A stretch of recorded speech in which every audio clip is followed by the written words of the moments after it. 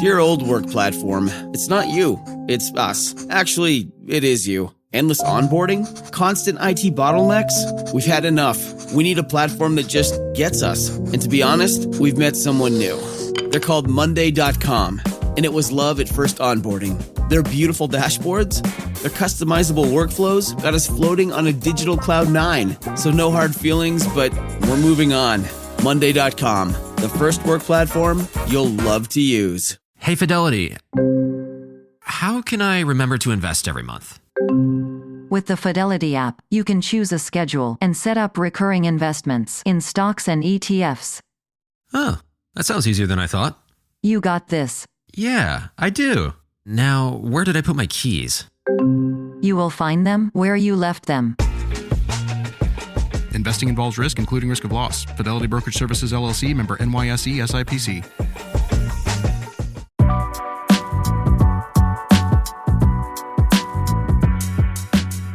Welcome back to Investies. I'm your host, Linda Garcia. This week on the podcast, I want to share a panel discussion I recently had the opportunity to be on, hosted by Bessie Martinez and the House of Chingonas at Mira Mira in Austin. Bessie is the founder of the Latina Foundation, and my co-panelists, who I am extremely proud of, Denise Hernandez, the presiding county court judge in Travis County, Texas. She is also an activist working for youth adversarially impacted by the justice system. I'll include the social handles for Bessie and Denise in today's show notes. I honestly felt so lucky to get to share space with these two incredible women. We really had a special experience, Denise and I. In 2019, we were both attendees at We All Grow Summit. This is a summit that no longer takes place, but I know has a very special place in a lot of our hearts for those that got exposure to the summit. It was absolutely incredible, and so much talent came out of that summit. Every year, the summit had what they called storytellers, and you had to audition to be a part of the storytellers. Every year, it was something I would audition for, and I finally had the opportunity to participate. We were chosen out of hundreds of incredible people. There were 7 of us that were selected, and in 2019, Denise and I were both selected. At the time, both of us had absolutely no idea that we would end up in politics, and we certainly could have never imagined that we would both be working in Austin together. We All Grow Summit was taking place in Long Beach, California. So you can imagine how special this moment was as we now got to talk to other folks here in Austin and hopefully inspire more community members to get involved in politics and hopefully hear the call, because we need all of us participating in policy at any capacity, or at the very least supporting our policymakers, whether it's on the campaign side or while they are in office. A true honor to get to be with these two mujeres, a full circle moment. I will be back next week with more stock market news. I know things are a little crazy right now, but just remember to stay centered. More importantly, stay invested. Don't let the stock market control your emotions. Enjoy this panel as Bessie Martinez kicks us off.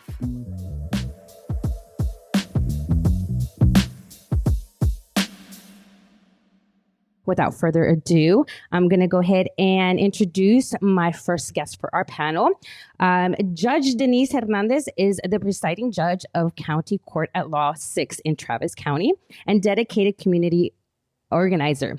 She leads the Transformative Youth Justice Program, a court-led diversion incentive providing holistic support for young people impacted by the justice system. She is also a mentor, and she serves on the board of the Contemporary Austin and Advisory Committee of ATXPs. She's also known as the People's Judge. She continues to advocate for fair access and collective care in and out of the courtroom. Miss Denise Hernandez, can we give her a round of applause in?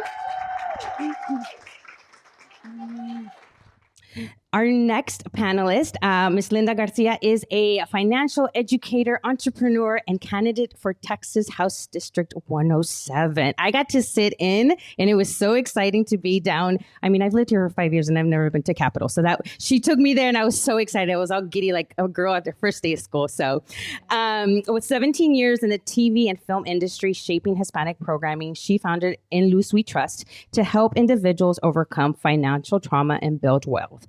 Her book, Wealth Warrior, 8 Steps for Communities of Color to Conquer the Stock Market, and her podcast, Investies, have made financial literacy accessible to many, recognized by Latino Leaders Magazine and featured in Forbes, Yahoo Finance, and Univision. Linda champions economic empowerment, equitability, educating, funding, healthcare access, and infrastructure development in Texas. Can we give her a round of applause, Ms. Linda Garcia? Okay, so we're going to get started. It could be for either one of you. So representation matters. And that's probably one of the number one questions I get asked as to what made me want to start all of this. In my opinion, there's still not enough, no matter whether it's here in Austin, in Dallas, people presume that because there's Latinos maybe in Houston or San Antonio or the Valley, that representation is still available and accessible to us. So growing up, did you see yourself reflected in the government roles or leadership roles? And what inspired you to step into public service? Yeah. Okay.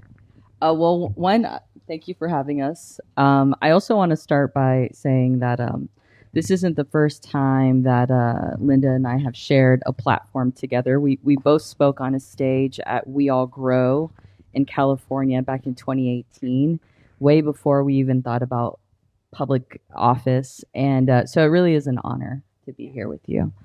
We've followed each other's journeys for a bit now, and so it's a really sweet moment. Feels really 360.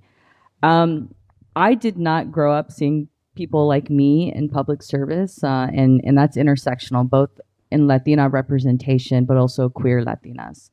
And, I think a lot of what even drove me to want to be in public service was my own life experience. My parents are migrant farm workers, and they both dropped out of school. My dad dropped out in 8th grade, my mom in like 9th grade.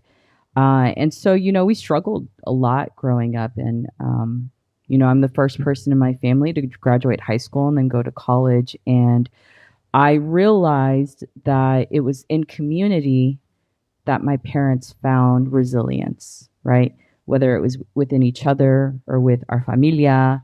But leaning into community is where they found resilience and strength. And I knew that I wanted to help people like my family. Which is what led me to nonprofit work, which is a form of public service, and then eventually led me to working as a prosecutor for a couple of years, helping survivors of domestic violence and child abuse, and which is eventually what led me to wanting to run to be a judge, realizing that we need voice, lived experience in these decision-making roles. And by lived experience, I mean people who have struggled and have built solutions from that struggle. I'm a big believer, if you grew up poor, you're probably the most innovative person in the world. And then imagine with resources, what type of innovation you can create. And I've learned that when you grow up and struggle, you become a phenomenal leader because you have a compassion that you can't fake. It's rooted in pain, but in that pain, you create a lot of healing along the way. And so even though I didn't see that representation growing up, I had little glimmers of mentors in my life, right? People who went off to law school, the first in their family. I was like, oh, they look like me, right? And then, just seeing little moments of representation throughout my life that gave hope. They were like seeds that eventually planted to this moment right now. And so I think we have a lot more representation, which is great, but not all representation is aligned representation. I think we can see that now and in a lot of ways. So it's important to also say that representation who gets it, right? Who's here for the comunidad in all roles. And, which is a big reason why Linda's role right now in our state capital is so important. But Linda, what about you? I mean, what drove you to public service? It's really interesting. In my 20s, which was 25 years ago, I had a friend that became a lobbyist. And as soon as he was submerged, he took me out to dinner and he said, Linda, I think you should consider running for office.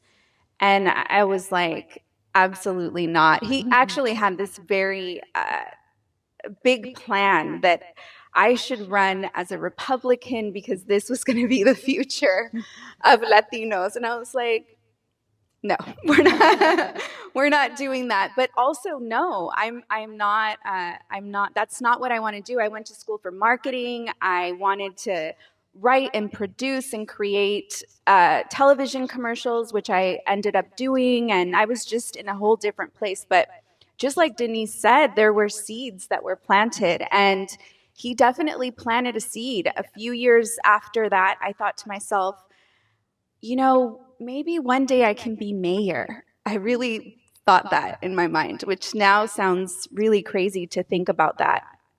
And then I went to go work for the city of Dallas, and I decided that that was not the path for me. I wanted to be as far removed from politics as possible and just really submerge myself in creativity.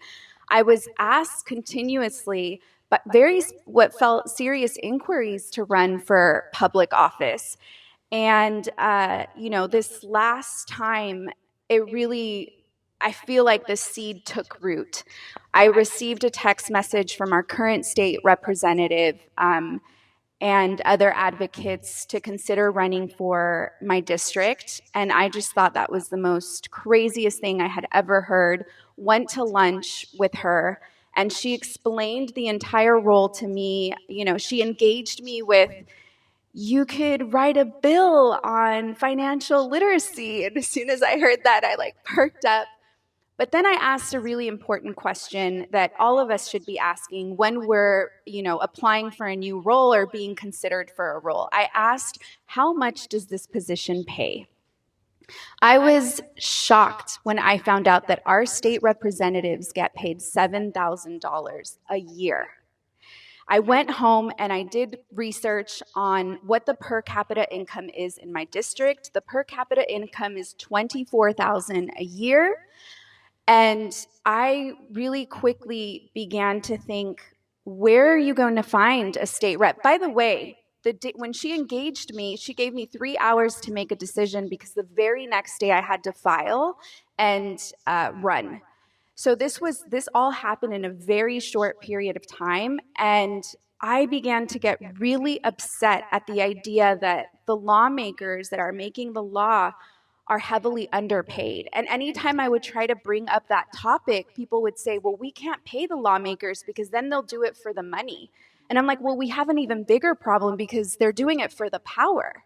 And so that creates a space where voices and diversity, there's no space for that to get heard. You have to be very well off to be a state representative. I'm not very well off. The entire year, even though I did not have an opponent, I was meeting with lobbyists, community members, advocates, door knocking, simply introducing myself to my constituents and letting them know that I am running unopposed and I will be their state representative. And I lost a lot of money that year because I was not focusing on my business, a business that was generating a lot of revenue. I had just come off of a really big book tour. My business was growing, and I basically gave all of that up for the solid reason that we are underrepresented, and I didn't want someone to come into my district that didn't have a home there, that didn't cut the grass, that didn't put Christmas lights up, to then come in and represent my district. I also felt like I had the privilege of being an entrepreneur and being a book author to have the flexibility, uproot myself and come to Austin.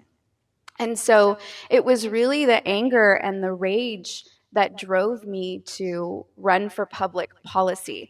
And I think it's really important for us to know that there's a statistic somewhere that for women to run, you have to be asked at least 3 times before we say yes. But we have to be asked. I also want to say, just like Denise said, we shared a pretty big stage. We had a pretty big speaking opportunity. And I don't think either of us ever saw this for our future. So it's also really, I think, important to consider that we don't know what life has to offer for us. We don't know the twists and turns and what we will be called to step into. And so it's important for us to always keep our minds open to that. Hi there, it's your vagina speaking. I know sometimes I have a hard time getting there when we get down, but OMG Cream from Wisp is here to help. The instant arousal makes it easier to, It takes 2 minutes to order online, so let's give it a try. OMG. I literally just went to heaven. I'm gonna try that again. Go tell your friends though, get on Wisp. Order OMG Cream online at hellowisp.com. That's hello, WISP.com, and have it delivered for free. Use code OMG for 15% off your first order. From ADT comes Trusted Neighbor, the new standard in home access. Through the ADT Plus app, easily grant and automate event-based or scheduled access for neighbors, friends, and helpers. Notify trusted individuals of events like alarms or packages, and set access windows for planned guests or even the dog walker without interrupting your day. Visit ADT.com. When every second counts, count on ADT. Requires ADT Complete Pro monitoring plan and compatible devices. Copyright 2025 ADT LLC. All rights reserved. So I moved to Austin 5 years ago. I was living in the Dallas area at the time.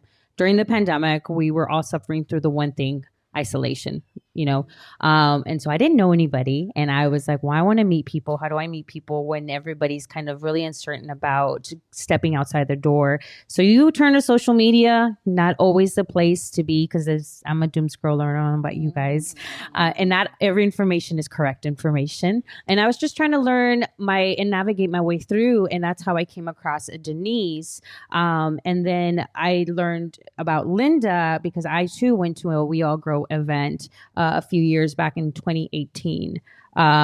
And so I was familiar with the names, and I just said, all right, let me just shoot my shot. Like, let me just reach out to them and see how can I support, even though I don't know what I'm doing and I don't probably have any resources. But these two women were like, yes, because they saw the longer game, right? They saw that there was a vision out there and that it took more than just one of us to be able to do. We should not be doing anything in life in general alone. But being able to continuously live that vision and move forward in that, especially right now in the political climate that we're in, it can definitely be discouraging. I know for one, I have sat there and cried many tears for many reasons. So I'm originally also from El Salvador.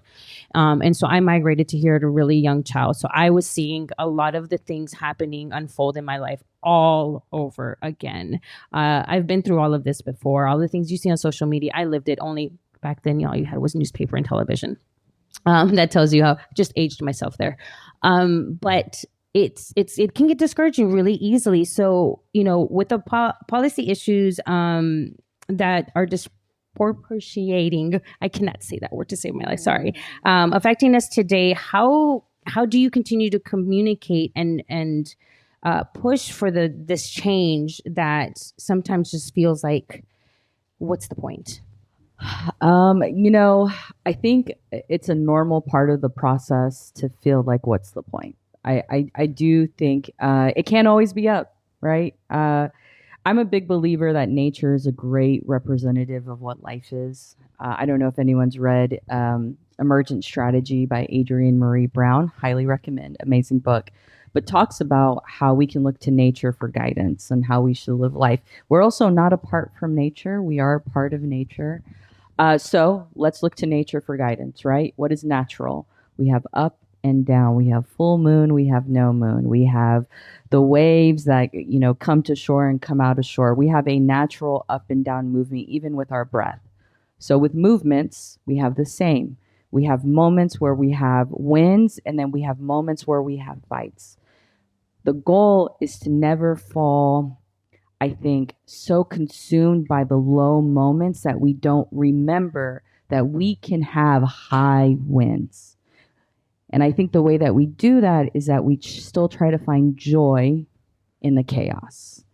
And I know right now we're in a state of chaos, consistent chaos. Every day, something new, something chaotic. It's like, oh my gosh, how do you... Even me, like I'll wake up some mornings, I'm like, God dang it, the freaking world. And then I meditate. I go outside. I listen to the birds. The sun is out. It's not cold anymore. And I'm like, oh yeah, it's going to be okay. We're going to have beautiful, joyful moments, right? Even this moment, we can lean into the joy of this moment. And this is what we fight for. To be able to have space like this, to be able to be in community without fear, to be able to be yourself in all your representation and no fear, right? That's what this country is about. It's about being yourself. It's about full expression without fear of being torn down for that, right? And so this is what we fight for, these small moments. There are also big ones, right? We have human rights issues. We have LGBTQ issues. We have women's rights issues. We have abortion access. There's so much, right? There's so much we have to be fighting for. And sometimes that can feel overwhelming. But showing up in spaces like this is also a part of the fight, right? Being able to show up in community and not be so fearful that you don't go out, because that is the goal. Isolation, feeling alone. But if we remember that we're not alone, then we can build, and we can grow, and we can lean in to swing us back to those high moments. And so I think that's how we continue to fight, is just leaning into the small moments of joy and community. I love that. That was beautiful. Thank you for taking us on that journey. I think that, as you mentioned, we are getting overwhelmed with a lot of chaos that's taking place. And one of the things that has really, truly helped me is to try to really focus on what is my personal North Star. There's so many things that are burning and crashing, and it's impossible for us to take up all of those topics and try to make headway. That's not going to get us anywhere. And so continuously, I really try to stay as close as possible to what lights me up and makes me happy. Because even if I'm in battle, I know I'm fighting for the things that bring me joy. And so one of the decisions that I made early on when I decided to move into public policy, which felt like a complete 360 at the time, but I started to see my world of educating on financial literacy fold itself into what I'm doing now. One of my biggest frustrations with the Democratic Party for close to 6 years now was their lack of conversation surrounding economics. That is a narrative that has been for too long dominated by the Republican Party, and it is something that the Democratic Party has failed to focus on and take note of. And unfortunately, that specific topic is what has gotten us to where we are today. And so I have had heavy criticism on the lack of economics on my party. And I would always talk about, I wish that one day I could impact economic policy on a federal level. One of the folks that I look up to a lot is Fed Chair Jerome Powell. He currently is the chairman of the Federal Reserve. So he's the one that determines if our interest rates go up or down. He's sort of the one that is helping us navigate inflation, which in my opinion, he's done a really great job of it. And so as I was watching him navigate the space, this internal desire of wanting to do that and be a representation for lower income communities that are impacted by inflation began to grow. And that, along with the low pay and the inaccessibility for folks like us, was obviously one of the reasons I chose to do that. But as I moved closer into the space, I told myself, I want to make sure that I stay as close as possible to my North Star. And so, I really wanted to be strategic and try to get the committees that I am most closely aligned to, which when you become a state representative, there are committees that you get to sit on, where that is where you get to impact policy that is coming in. I wanted a smaller learning curve, and it's not normal for a freshman to come in and get the committees that they want to get. it worked out in the way that it did, and I was able to join pensions, investments, and financial services, and also Doge, which sounds like a really scary, triggering word right now. This is where technology is going to move through, and this is also where we need an advocate for our side of the party as well. It's very important. And so I am trying and working really hard to make sure that I am not overwhelmed by all of the other things that are taking place in my life, and staying as close as possible as I can to my North Star. I think that that's what's really important, and we have to trust that our colleagues, our comrades, our friends that are interested in women's rights, education, that they are taking their fight as serious as possible, and that we're able to lean on them and their expertise, and that hopefully they're able to lean on me and my expertise, because as we've highlighted here, we can't do anything by ourselves. So I think the most important, the best way that we can make headway on change and staying consistent is to make sure that you are following the things that impassion you. So whenever you run for mayor, make sure, I know I'm not up there, but I'll cast the vote anytime. Thank you, both of you, for that.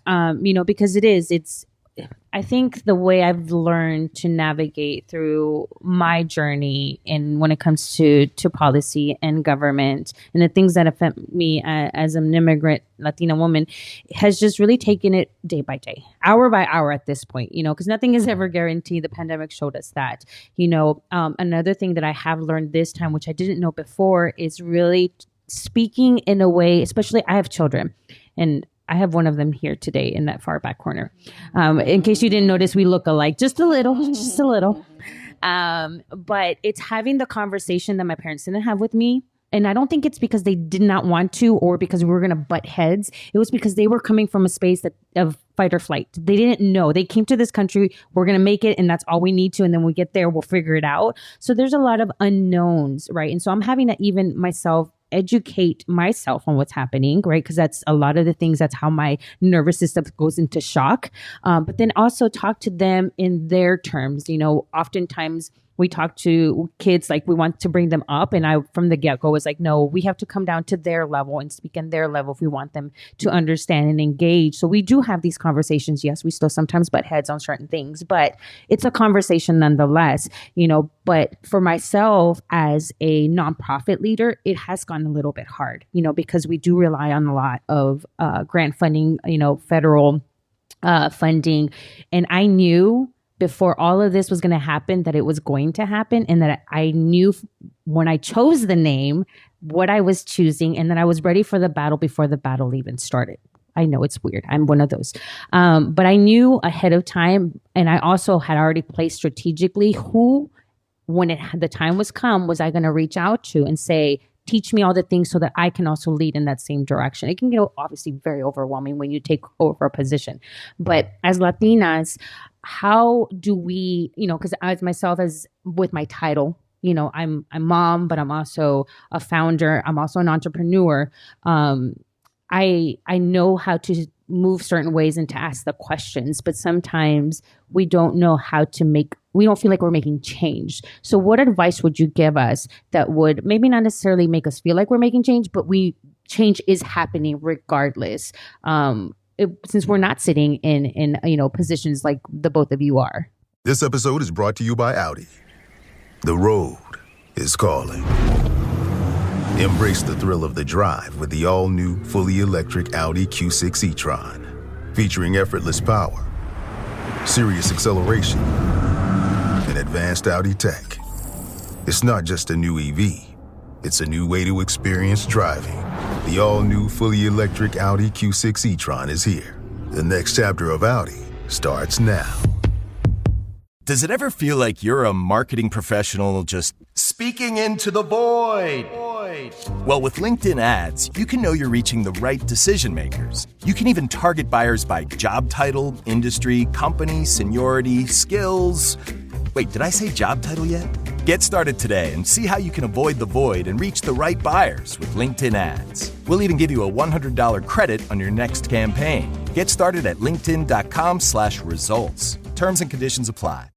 You know, sometimes I think we have this idea that change has to look really grandiose. Like it has to be some reel on your Instagram, and it needs to be something that, is splashy. And many times, at least in my life, I feel that the times where I have been impacted the most and the times where my life has completely shifted direction is by the simple expression from someone else where they fed me an edifying line. They just uplifted me. They saw me in my raw honesty, and whatever that was, it took root inside of my mind. So I think sometimes, especially in the world of social media and wanting to maybe connect a little more to our ego than our internal side, I think that it can be as simple as just making sure that we are edifying each other when we need edification, because those have been the times that have impacted the most and showed up to me in ways that I can't imagine being here if it wasn't for my teachers, if it wasn't for my friends. Yeah. I think that's a really great point, and I want to lean in on this. That it doesn't have to be something that you post on social media. I think we learned a really big lesson from our Super Bowl prophet Kendrick Lamar. Turn the TV off. Turn the TV off. I really feel like that was a call to action. Turn the TV off. Put the phone down. Sit in nature. Be in community. I have this saying, like, what does your daily practice of life look like, right? So, like, there's a statistic that out there that says every day we think the same thing. I think 90% of what you think one day is repeated the next day. I don't know the exact statistic. It's very high. It's very alarming. It kind of reminds us that we can operate a little bit on a robotic mode, right? So I would say if you really want to create change, focus on yourself and lean into what does your daily practice of life look like? How are you waking up? What do you say to yourself when you wake up? When you're walking into a room, do you say anything to yourself before you walk into that room? While you're in that room, are you checking in on yourself, saying, how am I feeling in this moment? When you leave, like, just really lean on who is taking care of you, right? You are your biggest advocate, right? You're the one who's with you 24/7. So what is your communication like with yourself? And how do you lean into that in a way that allows you to become a change maker, right? It starts with how you treat yourself, because when you're good to yourself, then you treat others well. And I really want to lean into this because as a judge, I mean, who has this image of a judge who's like a grumpy old man? Like that's like the image. Raise your hand if like that's your image of a judge. Yeah, it's like a lot. I mean, I even thought it too, right? And I've been in courtrooms where the judge is grumpy and mad and then takes it out on the people who's standing in front of them, right? And to me, that's an indication of a lack of awareness of we create space with our energy, even this space right here. Now imagine someone standing in front of you, you're a judge. That's the hardest moment in their life oftentimes, especially in criminal cases, which is what I handle. I want to be very intentional about how I treat someone in my court. I don't want them to feel like this is the worst moment in their life. I want them to understand you get justice in a courtroom. It is innocent unless proven guilty, not until, unless. You are presumed innocent in a courtroom and you should be treated as such. And so we do that with how we show up in our language. We treat each other well when we take care of ourselves and have enough presence to say, hey, how are you really doing? Are you okay? You're having a hard day? Ay, comadre, let's go get cafe. Let's talk. When we lean into those small moments of change, it trickles out into the world in a really beautiful, beautiful way that I think is really like, we can all do a little bit at a time. We all are carrying so much in the world, but that's one thing you can do every day that I guarantee you will make our world a better place. So because you all wear many hats, what is your armor to start your day look like? This doesn't mean clothing. I mean, I don't always wear pink, guys. Like, people seem to think that that's what, no, I wear the blacks and the browns and stuff like that. But what does your armor look like when you wake up? Listen, sometimes I forget that armor even exists. Truly, truly. I'm in a completely new space where I get to walk into this incredibly historic feeling that the door hinges have Texas state seals on them. Legit. You can go over there and look at the door hinges. And I get to, in my kitten heels, because we don't get too crazy, stomp down the halls. Stomp down the halls and, pass images from the 1800s of people that look nothing like me. And there's imposter syndrome that takes over my entire mind. And I forget that there's armor and that I can, have a positive dialogue in my mind. And so, with that, I just want to be really realistic and remind us that it's not always possible for us to engage in positivity, even I consider myself a relatively positive person, but I'm in a new space. And I honestly have to say that, for example, this last week was extremely challenging for me. And I walk into my office and it's, I want to start crying. And my chief of staff is like, no. Like, you did good. You don't let that bother you. Listen to me. Right now, you are meant to be here. You are representing your constituents, and we need your voice. And if you felt like, if you felt like you got emotional, we're women. We get emotional. And there's nothing wrong with that. And that's what we need to see. It's the people that don't get emotional that we, and she just goes on. And, she's right here. Tammy, please stand. Raise your hand, Tammy. Stand up. And so sometimes you show up to the space without any armor. And then you have people that are like, put this on. This is your armor. Remember who you are and why you're doing this and that you belong. I really want to highlight this because I think it's something people don't talk about in politics enough. There is some ugliness in politics. I grew up in the hood, and so when you had a problem with someone, you were direct, right? You were like straight up. Catch me outside. Yeah, you got a problem? Let's talk about it, right? And also, I think as like in community, as Latinas, when there was a problem, oftentimes you would see like your tias and your mom and people talking about it, right? Like processing at a table with coffee and pan dulce, right? It's like this.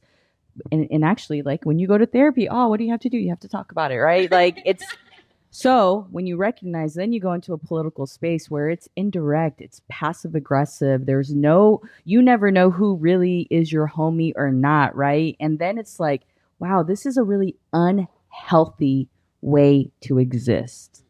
And then this is literally our political system. What the F? It actually makes a lot of sense when you see the chaos, because the way community is held in political space is concerning.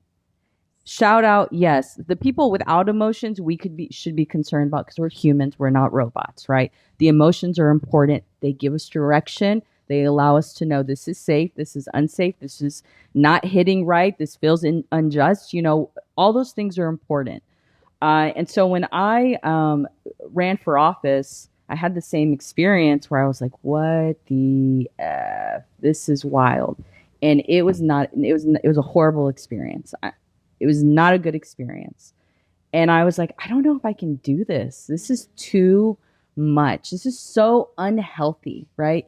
And we're in a time where I feel like a lot of people are really getting into their inner child. You're like, why am I forcing myself in space that consistently feels dysregulating, right? And then you recognize, okay, I have to toughen myself up in some way, but not in a way that goes against my value system. So my morning practice is I wake up, I do gua sha. Does anyone else do that? Highly recommend. So good. It's so good for the face. Wake yourself up. But then I meditate. I do some qigong. I lean into sun salutations. I thank my ancestors. I thank my family. I send out blessings. I sit in nature, and I'm reminded this is what it's about. These moments is the moment of connection with nature, with my ancestors, and thinking how much they have gone through for me to even be in this moment. That's right. Period. And I think, man, when I think about my ancestors and what they went through and then what I went through, like growing up, this is nothing. I can handle this. This is nothing. And I grew up in Houston. I can handle this. I can handle this. And so your armor doesn't have to look like being mean, right? Or being rude. You can still ground yourself in joy and kindness and say, that energy is not going to impact me. You know, I'm grounded in who I am and in my joy and my love. I don't need your external validation because I got me, right? And I think that's how we have to lean. Like the armor does not have to be mean. We have to move away from that. That also, Adrienne Marie Brown talks about this. Sometimes we want to lean into meanness with people who aren't like us and who don't have value systems like us and who are mean to us. Remember, mean people oftentimes feel that way because that is a lot of self mess in themselves. That's not even about you, right? Half of the time we're all thinking just about ourselves in our head, trying to figure out our own stuff. So lean into recognizing that a lot of things is just a projection. You don't have to hold on to that. That's not yours. You take care of you. Let that be your armor. I have this saying, because I'm in a house full of boys, by the way, which is why I serve women. They've heard the story. I'm not saying anything new. And I oftentimes when they have, and they're teenagers, by the way, 16 and 14. And I'm like, excuse me, sir, we breathe the same air. So I'm going to go over there because I don't want to breathe in whatever you got going on here. So, and the same, sometimes mentally, I don't say it out loud, but with other people, I'm like, oh, you're having a bad day. Guess what? I am too, but I'm going to remove myself from here. You both have been servants. Almost, I would feel like without knowing you were. So you've created this path. You are now building a brand new path as well. How can we support you all to continue pouring into you like you've poured into us? I went completely off script, by the way. That's not even on the questions I had sent them. How can we support you all? So, you know, I've been thinking about this a lot, actually, because it feels like, especially in politics, we can spring into action every 4 years or every 2 years, depending when we have to get to, you know, the ballots. And a lot of my cousins are, you know, were very concerned with these last elections, extremely concerned. And I had been asking them, hey, I'm having a block walk if you want to come and volunteer, you know, and radio silence. And I get it. It's Saturday. No one wants, and they live on the other side of town. You know, no one wants to drive far away on a Saturday morning. And they're probably like, you know, prima got it. Like, she don't need us, you know. And then when shit is going down, you know, they're like, you know, firing off in the family chat. And I'm just like, listen, the way I see this now that I'm on this other side is voting is only 25% of the work. It's minimal. That's the bare minimum you can do is get yourself up off the couch and into a ballot booth.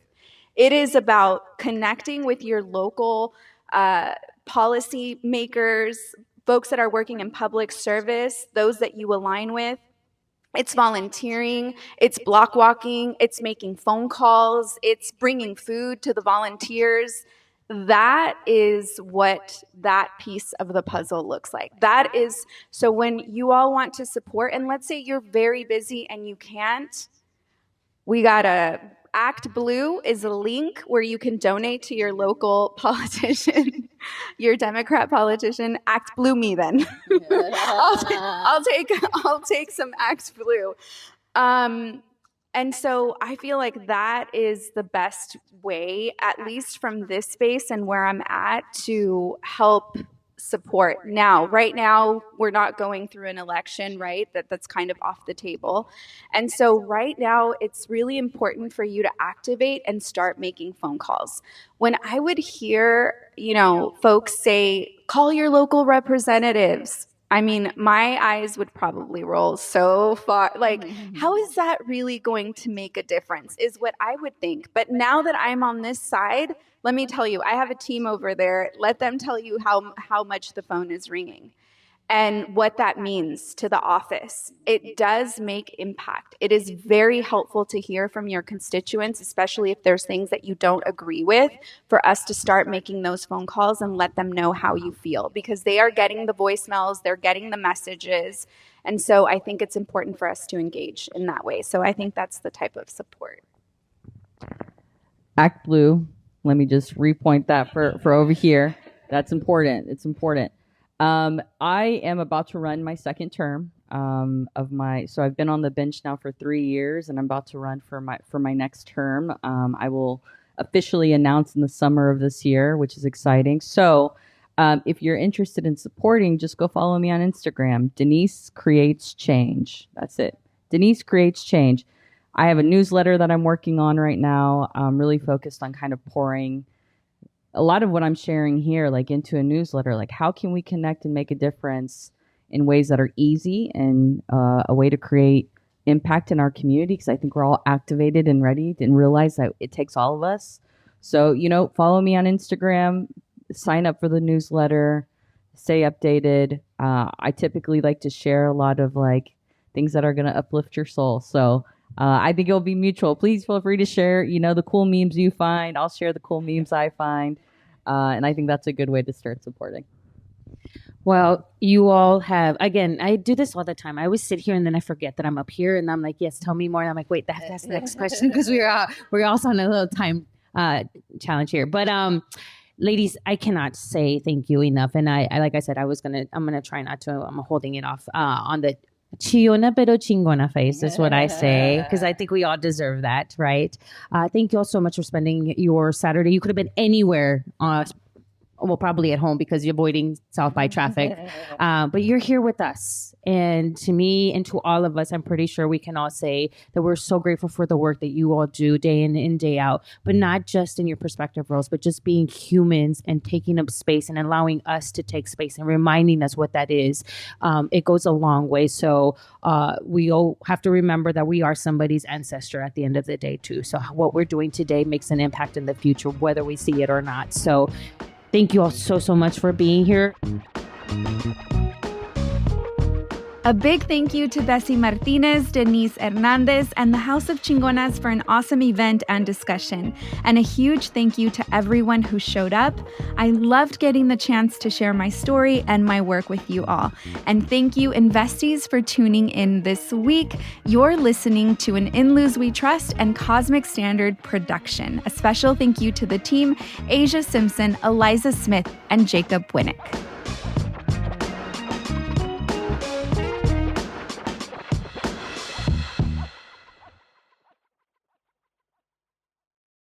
You're a startup founder. Finding product market fit is probably your number one priority. But to land bigger customers, you also need security compliance. Obtaining your SOC 2 or ISO 27001 certification can open those big doors, but they take time and energy, pulling you away from building and shipping. That's where Vanta comes in. Vanta is the all-in-one compliance solution helping startups get audit ready and build a strong security foundation quickly and painlessly. Vanta automates the manual security tasks that slow you down, helping you streamline your audit. The platform connects you with trusted experts to build your program, auditors to get you through audits quickly, and a marketplace for essentials like pen testing.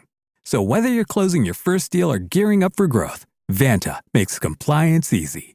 Join over 8,000 companies, including Y Combinator and Techstar startups who trust Vanta. For a limited time, get $1,000 off Vanta at vanta.com/simplify. That's VANTA.com/simplify for $1,000 off.